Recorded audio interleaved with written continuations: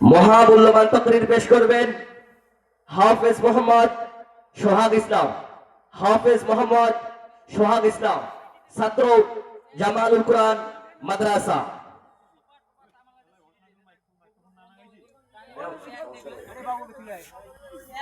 السلام عليكم ورحمة الله وبركاته. الحمد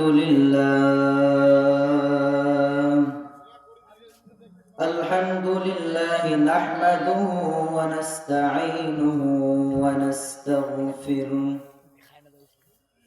ونعوذ بالله من شرور أنفسنا ومن سيئات أعمالنا من يهدي الله فلا مضل له ومن يضلل فلا هادي له ونشهد أن لا إله إلا الله وحده لا شريك له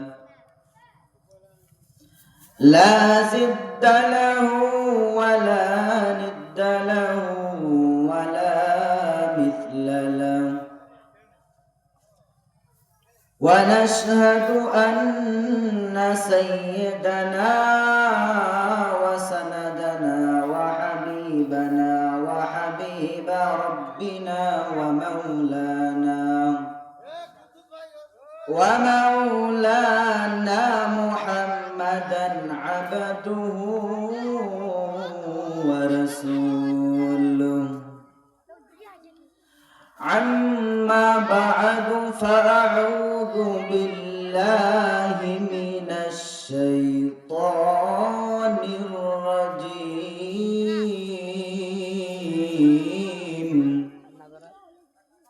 بسم الله الرحمن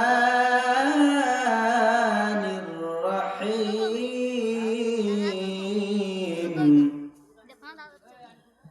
وما أرسلناك إلا رحمة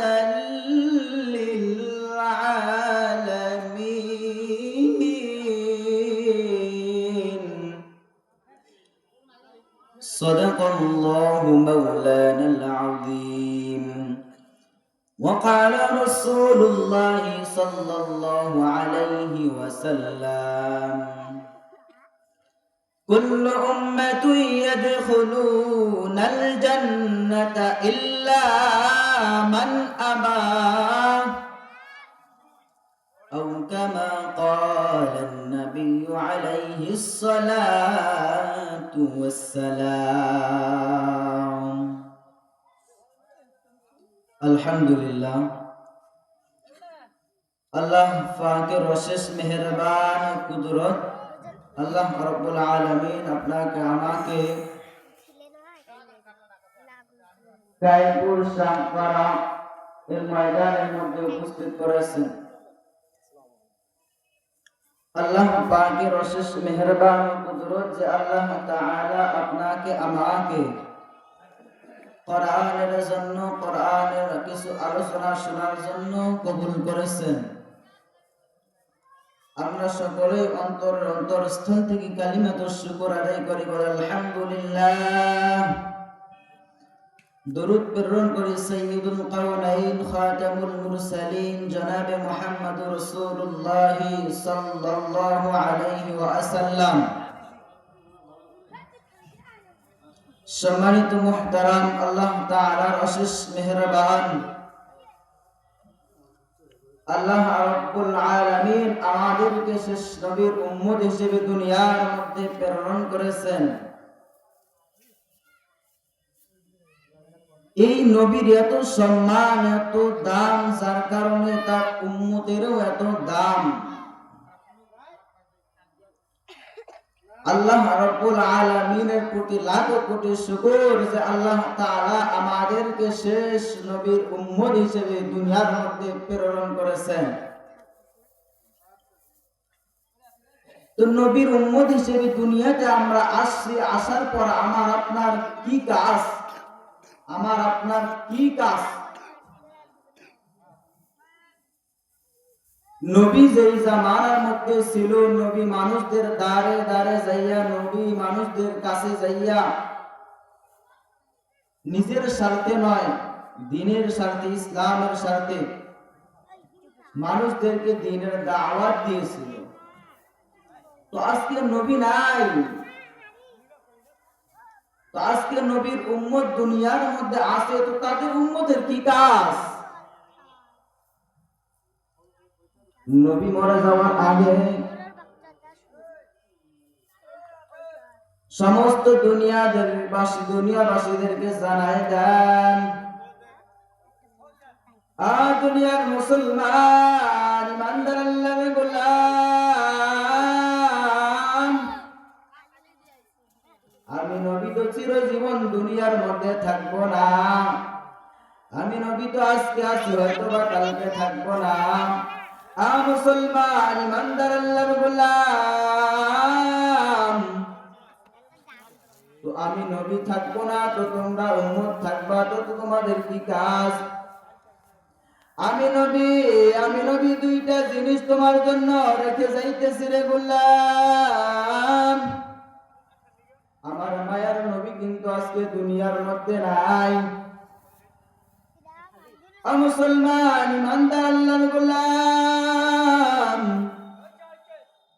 ওই দুইটা জিনিস কি আমাদের মাঝে রেখে গেল, জানার দরকার আছে না নাই?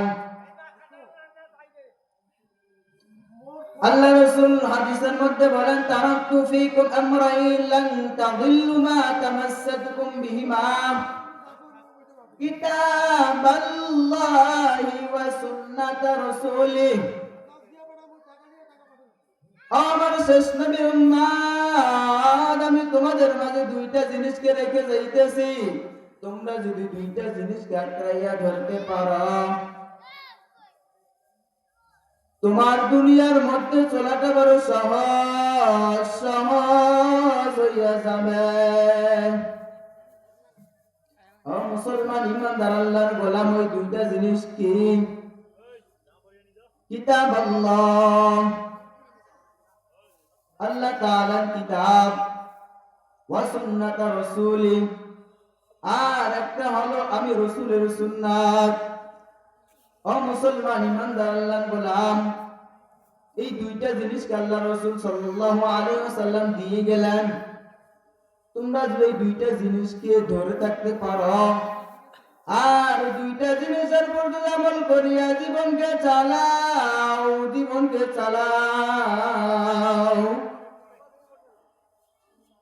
তোমার মৃত্যুর পরে কবরের মধ্যে আমি রাসূল হাজির হয়ে যাব।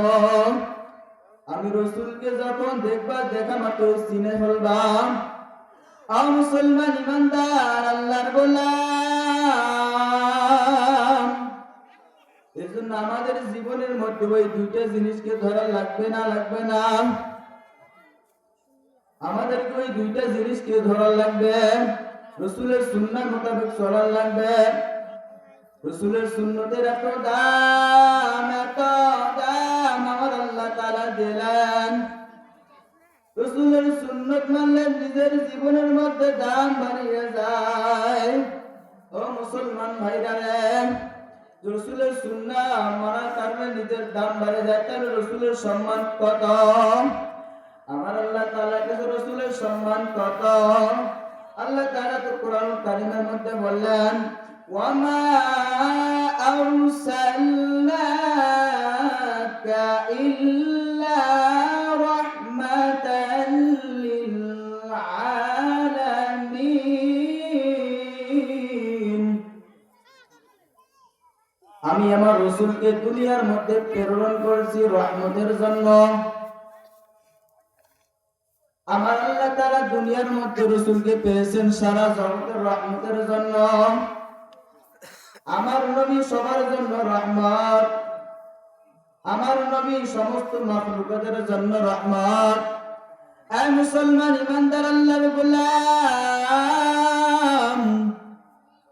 আমার নবী সবার জন্য রহমত। আমার নবীর এত সম্মান, আমার নবীর এত মর্যাদা কে দিলেন? আল্লাহ দিলেন। ও মুসলমান ভাইরা, এত সম্মান কেন দিলেন? আল্লাহ তাআলা নিজেই বলেন, আমার নবী, আমার প্যারা হাবিব, অন্যান্য নবীদের থেকে তার সম্মান আমি বাড়াই দিয়েছি। অন্যান্য নবীদের থেকে আমার নবীর সম্মান বেশি। সমস্ত পয়গম্বর আমার আল্লাহ তাআলা হলেন আশিক, আর আমার আল্লাহ তাআলা হলো আমার আপনার নবীর আশিক। আমার আল্লাহ তাআলা কেমন সম্মান দিলেন আমার আপনার নবীকে? ও মুসলমান, কেন এত সম্মান? আল্লাহ তাআলা বলেন, আমি রাসূলকে এই জন্য সম্মান দিয়েছি কারণ তার প্রতি আমি নাজিল করেছি আল কুরআন। ও মুসলমান ইমানদার আল্লাহর গোলাম, তো ওই রাসূলের উম্মত আপনি আমি ওই রাসূলের উম্মত, আপনার আমার কেন সম্মান নাই? ও মুসলমান ইমানদার আল্লাহর গোলাম, আপনি আমি যদি অন্তর দিয়া নবীরে মুহাব্বত করি রে ভাই, অন্তর দিয়া যদি রাসূলের সুন্নাহগুলো ধরে মেনে চলতে পারি, ওই রাসূলের সম্মান, ওই রাসূলের যে মর্যাদা, আল্লাহ তাআলা রাসূলকে যেমন মর্যাদা দিয়েছেন, ওই রাসূলকে মুহাব্বত করার কারণে, ওই রাসূলকে মানার কারণে আমার আল্লাহ তাআলা বড় খুশি হয় বান্দার পর। ও মুসলমান ইমানদার আল্লাহর গোলাম, এজন্য রাসূলের সুন্নাহ পালন করা, রাসূলের আদর্শ মেনে চলা, এই জন্য রাসূলের আদর্শ মেনে চলা, যাতে দুনিয়ার মধ্যে সম্মান পাওয়া যায়। আর কিয়ামতের ময়দানে তো আল্লাহ রাসূল ওই দুই জিনিসকে আঁকড়াইয়া ধরতে বলেছেন। যদি ধরতে পারো, ওই দুই জিনিসকে আঁকড়ে ধরার কারণে আল্লাহ রাসূল বলেন, আমি জান্নাতে যাওয়ার জন্য আমি নবী নিজেই তাদের প্রতি সুপারিশ করব। আমার নবী এই জন্য হলে জগতের জন্য রহমত। আমার নবীকে সবাই চেনেন, আমার নবীকে সবাই চেনেন। আমার আপনার মায়ের নবী যখন রাস্তা দিয়ে বাহির হয়, তখন নবীকে দেখে গাছগুলো সালাম জানায়। নবী রাস্তা দিয়ে যায়, গাছ দেখে সালাম জানায়। পাহাড়ের কাছ দিয়ে যায়, পাহাড় দেখে সালাম জানায়। তো নবীকে সবাই চেনে, নবীকে সবাই জানেন। ও মেরে মুহতারাম ভাইও, একদিন রাসূল সাল্লাল্লাহু আলাইহি ওয়াসাল্লাম রাস্তা দিয়ে যায়, যাওয়ার পথে নবীকে একটা হরিণী দেখে সালাম জানায়, ইয়া রাসূলুল্লাহ। হুজুর সাল্লাল্লাহু আলাইহি ওয়াসাল্লাম ওই হরিণীটির কাছে গেল। হরিণীটির কাছে যাইয়া হরিণীটি তার ভাষায় বুঝাইতেছে, ইয়া রাসূলুল্লাহ, দীর্ঘ কয়েকদিন হয়ে গেল আমাকে এখানে ইহুদি বেঁধে রেখেছেন। আমার জঙ্গলের মধ্যে বাচ্চাগুলো আছে, জঙ্গলের মধ্যে বাচ্চাগুলো দীর্ঘ কয়েকদিন থেকে খানা নাই। ইয়া রাসূলুল্লাহ, আপনি যদি একটু সুপারিশ করিয়া আমাকে একটু ছেড়ে দেওয়ার ব্যবস্থা করেন, আমি হরিণী ওই জঙ্গলের মধ্যে যাইয়া বাচ্চাদেরকে একটু খোঁজ করে আমি দুগ্ধ পান করাবো। আমার আপনার মায়ের নবী বড় টেনশনে পড়ে গেল। এই হরিণীর জন্য কি আমি ইহুদির দরবারে যাব নাকি? আমার মায়ের নবী বলল, না, হয়তো এই ইহুদির বাড়ির দরবারে যাওয়াটাই হলো ইহুদির জন্য ভাগ্য। এটা হলো ইহুদির জন্য একটা ভাগ্য, সৌভাগ্য। আমি যদি রহমতের নবী, আমি যদি মায়ার নবী রহমাতুল লিল আলামিন ইহুদির বাড়ির দরওয়াজায় যাই, হয়তো এটাই একটা হেদায়েতের কারণ হতে পারে ইহুদির। আমার আপনার মায়ার নবী একথা শোনার পর ইহুদির বাড়ির দরওয়াজে যাইয়া ইহুদিরে নরম ভাষায় ডাকে, ও ইহুদি ভাই বাড়িতে কি আসো নেই? ইহুদি বাড়ির থেকে ডাক দিয়ে কয়, কে আমারে ডাকে, কে আমারে ডাকে? আমার মায়ের নবী ডাক দিয়ে কয়, তোমার আর কেউ ডাকে না, তোমার ডাকে আব্দুল্লাহর সন্তান মুহাম্মদ। ওই ইহুদি এবার চিৎকার মারিয়া কয়, মুহাম্মদ, যার ভয় এতদিন পালাই থাকতাম, যার ভয় এত ষড়যন্ত্র, যার জন্য এত ষড়যন্ত্র, যাকে মারার জন্য এত কৌশল পারা যায় না, সেই নাকি বলে হ্যাঁ। বলে কি চাও? হে আব্দুল্লাহর সন্তান। আমার নবী ইহুদিকে ডাক দিয়ে বলতেছে, ইহুদি ভাই, তুমি নাকি জঙ্গলের মধ্যে থেকে একটা বাচ্চার মা হরিণী জঙ্গলের মধ্যে থেকে ধরে এনে গাছের গোড়া বেঁধে রাখছ। ইহুদি ডাক দিয়ে কয়, হ রাখছি।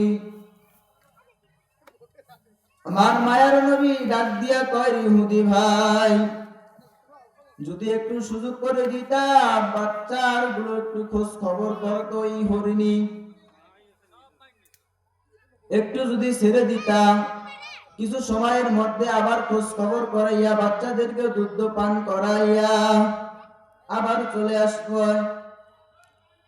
ওই ইহুদি এবার ডাক দিয়া করে, মুহাম্মদ, তুমি কি পাগল হয়ে গেছো নাকি? তুমি কি পাগল হয়ে গেছো নাকি?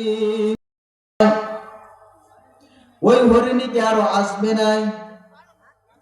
আমার মায়ের নবী ডাক দিয়া কয়, ইহুদি ভাই,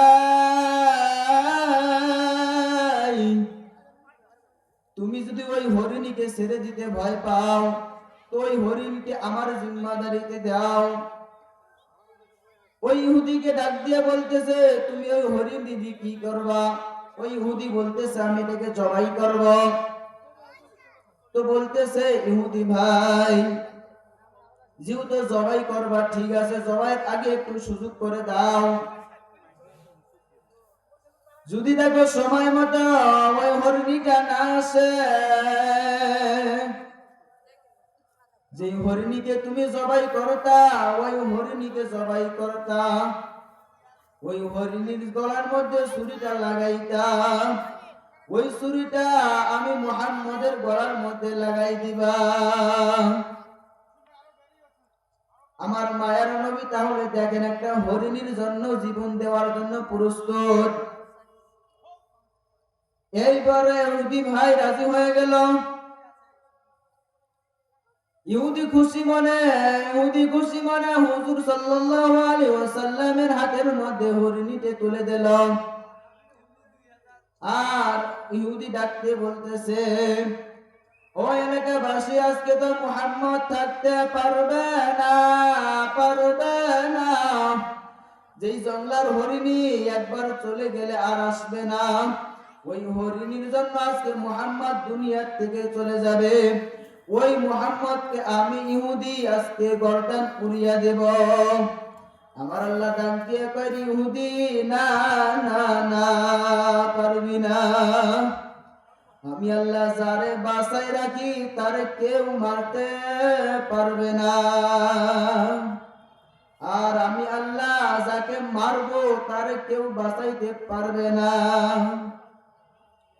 আমার মায়ের নবীর হাতের মধ্যে হরিণটিকে ছেড়ে দেওয়া হলো।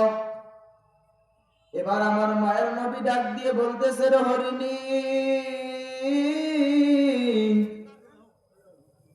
যদি সময় মতো উপস্থিত না হও, সময় মতো যদি উপস্থিত না হও, তোমার মালিক যে কথা বলছে তুমি তো শুনছ,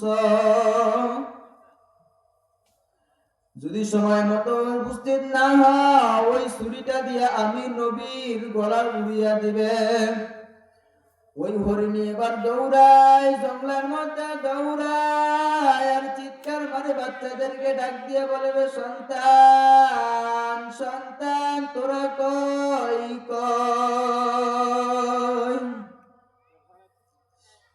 ওই সন্তান মায়ের কথা শুনিয়া দৌড়ায় দৌড়ায়,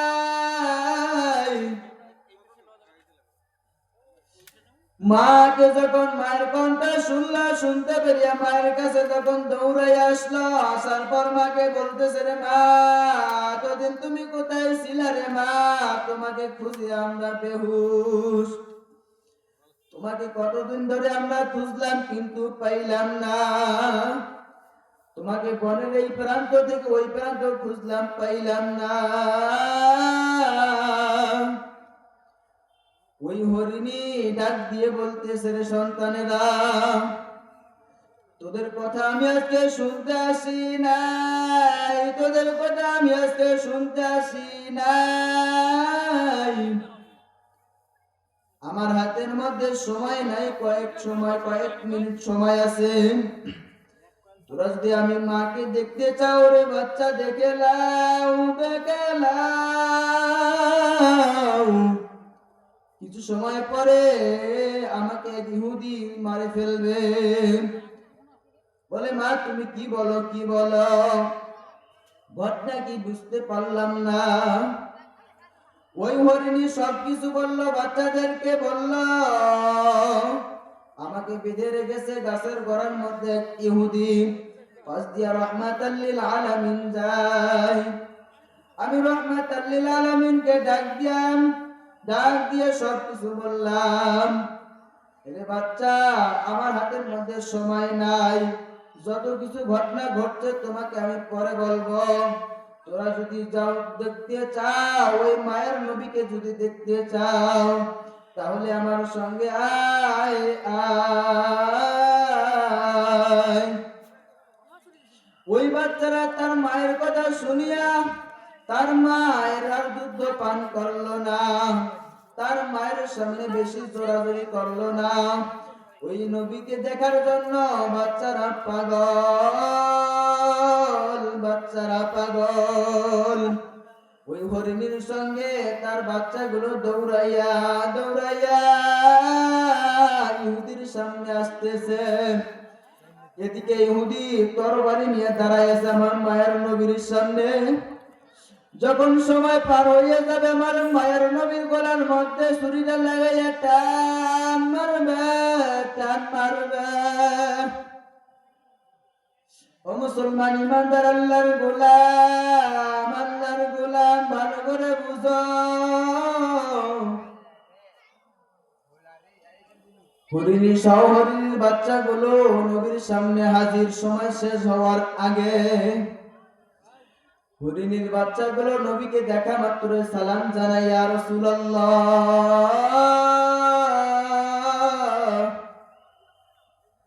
ইহুদি দেখে অবাক, ওই হরিণীর বাচ্চাগুলো আমার মায়ের নবীর সামনে মাথাটা নত করে দিয়েছে। মাথা নত করে দিয়ে নবীরে জানি কি বলতেছিল। আমার নবী ওই ইহুদির বাচ্চা, ওই ইহুদি আমার মায়ের নবী ওই হরিণীর বাচ্চাগুলোর কথা বুঝতে পারল। এদিকে ইহুদি ডাক দিয়ে বলতেছে, রে মুহাম্মদ ওই হরিণীর বাচ্চাগুলো তোমারে কি বলে? আমার মায়ের নবী ডাক দিয়ে বলতেছে, ইহুদি ভাই এটা তুমি বুঝবা না, তোমার বুঝার ক্ষমতা নাই। আমার মায়ের নবীকে এবার ডাক দিয়ে বলতেছে, কি বলতেছে বাচ্চাগুলো? আমার মায়ের নবী এবার বলতেছে, ইহুদি ভাই শোনো শোনো। ওই ইহুদি ভাইকে বলতেছে, আমার যেই হরিণী তুমি আমার জিম্মায় দিয়েছিলাম, ওই হরিণীর বাচ্চাগুলো এখানে আসার পর আমি নবীকে প্রথমে সালাম জানাই। আমি রাসূলকে সালাম জানাইয়া বলতেছে, ইয়া রাসূলুল্লাহ আমার মা জঙ্গলার মধ্যে যাইয়া আপনার কথা যখন বলছে, আমি বাচ্চা, আমরা বাচ্চাদের অন্তরটা বড় শীতল হয়ে গেছে। আমরা আমার মাকে ডাক দিয়ে বললাম, রে মা, আমরা আর দুধ পান করব না ওই মায়ের নবীকে না দেখা পর্যন্ত। আমরা আর দেরি করলাম না, আমরা আমার মায়ের সঙ্গে চলে আসলাম আপনাকে দেখার জন্য। মুসলমান ইমানদার আল্লাহর গোলাম, ভালো করে বুঝো, ওই জংলার হরিণীর বাচ্চাগুলো আমার মায়ের নবীকে দেখার জন্য জংলার থেকে দৌড়ায় নবীর কাছে আসে। নবীকে দেখা মাত্রই তাদের অন্তরটা বড় শীতল হয়ে যায়। এই কথা যখন ইহুদিকে বলল, ইহুদি ডাক দিয়া কয়, ইহুদি তরবারিটা জমিনের মধ্যে ফেলাইয়া আমার মায়ার নবীর কদম মুবারকে, পায়ের কদম মুবারকে পড়িয়া আমার মায়ার নবীকে ডাক দেয়, মুহাম্মদ, আর দেরি কর না, আমি ইহুদিকে আর ইহুদি থাকতে দিবা না। আমি ইহুদিকে কালিমা পরে মুসলমান বানাইয়া দাও। ওই জংলার হরিণ যদি মুহাম্মদকে চিনতে পারে, আমি মানুষ হইয়া তোমার কেন চিনতে পারবো না? আমার আল্লাহ তাআলা যখন ওই কিয়ামতের ময়দানে আমাকে ডাক দিয়া বলবেন, রে ইহুদি, তোরে আমি মানুষ বানাইছি, জংলার পশুদেরকেও আমি বানাইছি। ওই জংলার পশুরা যদি আমার দোস্তকে, আমার প্যারা হাবিবকে চিনতে পারে, তুমি মানুষ হইয়া কেন চিনতে পারো নাই? আমার মায়ার নবীর পা মুবারকটা চিপিয়া ধরিয়া বলে, আর দেরি করো না। মুসলমান ইমানদার আল্লাহর গোলাম, আমার নবীর আদর্শের কারণে কত কাফের মুসলমান হইয়া যায়। আমার মায়ের নবীর আদর্শ দেখে কত ইহুদি, কত বেঈমান ইসলামের ছায়াতলের মধ্যে ঢুকিয়া যায়। তাহলে আপনি আমি রসুলের উম্মত হইলাম। ও মুসলমান ইমানদার আল্লাহর গোলাম, আপনি আমি তো রসুলের উম্মত। আপনি আমি সকাল থেকে সন্ধ্যা থেকে সকাল পর্যন্ত নবী করে দাবি করি। আমি নবী দাবি করি শেষ নবীর উম্মত। আমি দাবি করি আমি শেষ নবীরে মহাব্বত করি। মুসলমান ইমানদার আল্লাহর গোলাম, কিন্তু শরীরের মধ্যে, নিজের জীবনের মধ্যে একটু যখন তাকাইয়া দেখো ওই রসুলের মহাব্বত আছে না নাই? রসুলের মহাব্বতে দাড়িটা মুখে লাগাও নাই। রসুলের মহাব্বতে গায়ের মধ্যে কত রঙের বেরঙের জামা কাপড় পরছ। মুসলমান ইমানদার আল্লাহর গোলাম, কিন্তু বাবারে যখন কবরের মধ্যে যাইবা, দুনিয়ার মধ্যে নবী করে দাবি করিয়া, নবীর সুন্নতকে জবাই করিয়া, নবীরে কষ্ট দিয়া নবী করে দাবি করছ। এরপরে যখন দুনিয়া থেকে বিদায় নিয়ে চলিয়া যাও, এই কবরের মধ্যে তোমাকে যখন শোয়া হয়, সেখানেও মিথ্যা কথা বলিয়া তোমারে শোয়াইয়া দেয়। মুসলমান ইমানদার আল্লাহর গোলাম, এই জন্য রাসূল সাল্লাল্লাহু আলাইহি ওয়াসাল্লামের সুন্নাহ, রাসূলের আদর্শ জীবনের মধ্যে আমাদেরকে বাস্তবায়ন করতে হবে। যারা খাঁটি দিলে খাঁটি অন্তরে আমার নবী আমার মায়ের নবী সুন্নতকে আঁকড়াইয়া ধরলো। এ মুসলমান ইমানদার আল্লাহর গোলাম, আমার রাসূল সাল্লাল্লাহু আলাইহি ওয়াসাল্লামের একটা সুন্নতকে যদি কেউ আঁকড়াইয়া ধরে, আমার রাসূল সাল্লাল্লাহু আলাইহি ওয়াসাল্লাম হাদিসের মধ্যে বলেছেন 100 গলা কাটা শহীদের সব তার আমলনামায় হয়। কিন্তু আজকে আমার আপনার মধ্যে রাসূলের আদর্শ নাই। মুসলমান ইমানদার আল্লাহর গোলাম, এজন্য রাসূলের আদর্শের সঙ্গে যদি আপনি আমি মিলে থাকতে পারি, রাসূলের আদর্শের সঙ্গে যদি আপনি আমি থাকতে পারি, রাসূলের আদর্শ মেনে যদি চলতে পারি, আপনার আমার সম্মান দুনিয়াতে কম নাই। আপনার আমার সম্মান দুনিয়াতে আল্লাহ তাআলা কম দেন নাই। আপনার আমার দুনিয়াতে কোনো লাঞ্ছিত, কোনো বেঈমানি আপনার আমার দ্বারা হবে না। আমার আপনার মায়ের নবীর সুন্নতের সঙ্গে যদি লেগে থাকতে পারে, আপনার আমার সম্মান দুনিয়াতে আছে, আখিরাতের মধ্যে আছে। ও মুসলমান ইমানদার আল্লাহর গোলাম, রাসূল সাল্লাল্লাহু আলাইহি ওয়াসাল্লামের সঙ্গে যেই লেগেছিল তার বড় দাম। রাসূল সাল্লাল্লাহু আলাইহি ওয়াসাল্লাম জুমার দিনের মধ্যে খুতবা দেয়। খুতবা দেওয়ার সময় আগে এর মতো মেম্বার ছিল না। আজ দুনিয়ার মধ্যে কত সুন্দর মেম্বার বানা হয়, সেখানে ইমাম সাহেবরা বসে খুতবা দেয়।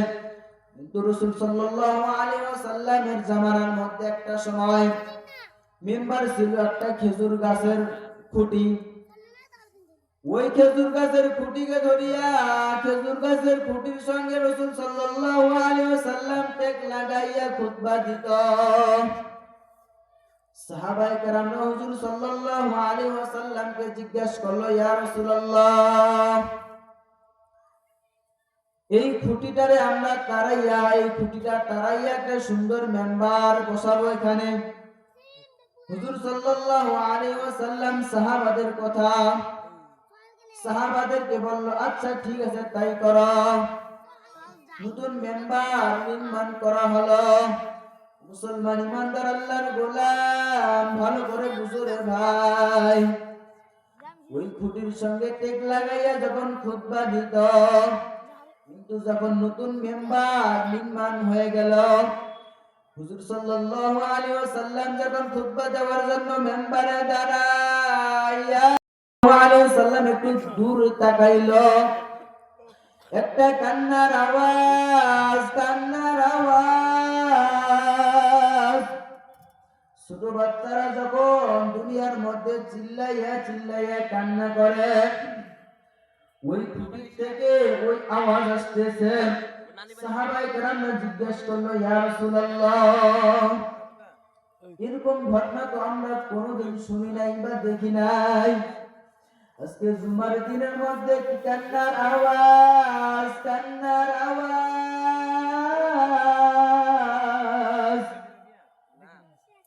হুজুর সাল্লাল্লাহু আলাইহি ওয়াসাল্লাম একটু অগ্রসর হলেন সামনের দিকে অগ্রসর হইয়া ওই খুঁটির কাছে যাইয়া ওই খুঁটিটারে হাতের মধ্যে